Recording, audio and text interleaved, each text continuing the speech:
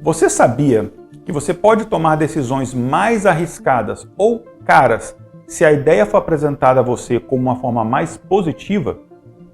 Por exemplo, é mais provável que você compre um produto que diz que é 90% livre de gordura do que um que diga que tem 10% de gordura.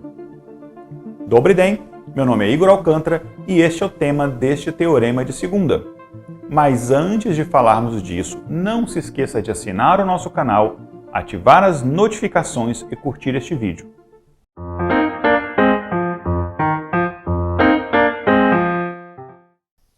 O viés de enquadramento, também conhecido como efeito de enquadramento, começou a ser estudado e discutido na década de 1970.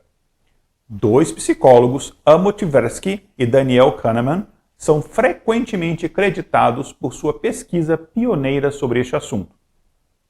Esse viés é um fenômeno cognitivo em que as pessoas tomam decisões com base na forma como as opções são apresentadas, seja de maneira positiva ou negativa. Por exemplo, as pessoas tendem a evitar correr riscos quando a situação é apresentada de forma negativa, enquanto procuram correr risco quando a situação é apresentada de forma positiva. Os ganhos e as perdas são definidos no contexto como descrição dos resultados, como vidas perdidas ou salvas, pessoas doentes tratadas ou não tratadas e assim por diante. Por exemplo, imagine que você esteja escolhendo um tratamento médico para uma determinada condição. Aí são apresentadas duas opções para você, e você tem que escolher. Tratamento A. Este tratamento tem uma taxa de sucesso de 90%. Ok. Tratamento B. Esse tratamento tem uma taxa de falha de 10%. Percebeu que estatisticamente eles são a mesma coisa. Só que o tratamento A ele é apresentado de forma positiva, destacando a sua taxa de sucesso, enquanto o tratamento B é apresentado de forma negativa, enfatizando a sua taxa de falha. Devido então ao viés de enquadramento, as pessoas tendem a preferir o tratamento A, pois a taxa de sucesso é percebida como mais favorável.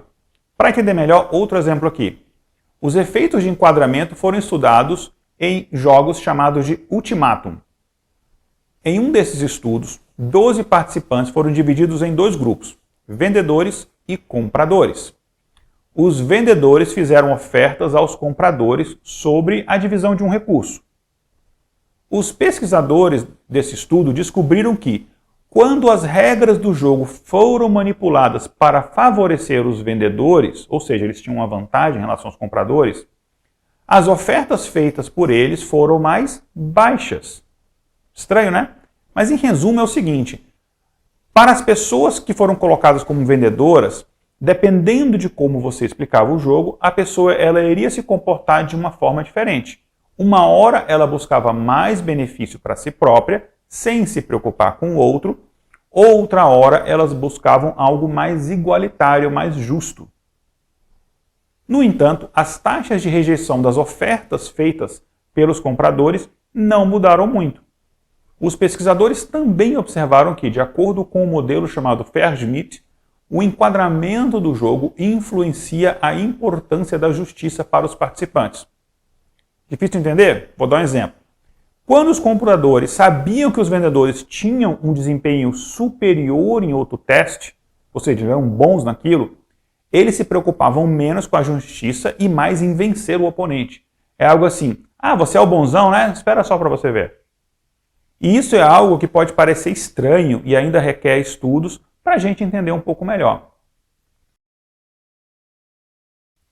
Já num outro modelo, chamado de Bicchieri, a forma como o jogo é apresentada também afeta a percepção dos jogadores sobre o que é justo ou não. Por exemplo, quando o jogo é enquadrado como uma negociação de mercado, os vendedores eles tentam obter o máximo de lucro possível.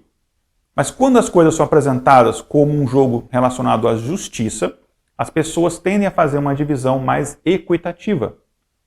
Em resumo, o enquadramento do jogo afeta a forma como os jogadores percebem as situações e as suas expectativas sobre o que é justo, sobre o que é correto. E isso pode levar a diferentes comportamentos e crenças entre os participantes, mudando inclusive a estratégia que eles usam para jogar.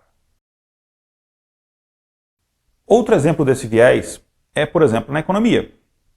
Imagine dois produtos iguais, só que um tem 25% de desconto e o outro tem o mesmo preço, só que ele oferece 25% a mais de produto. Aquele com 25% de desconto acaba vendendo mais, é o preferido dos consumidores.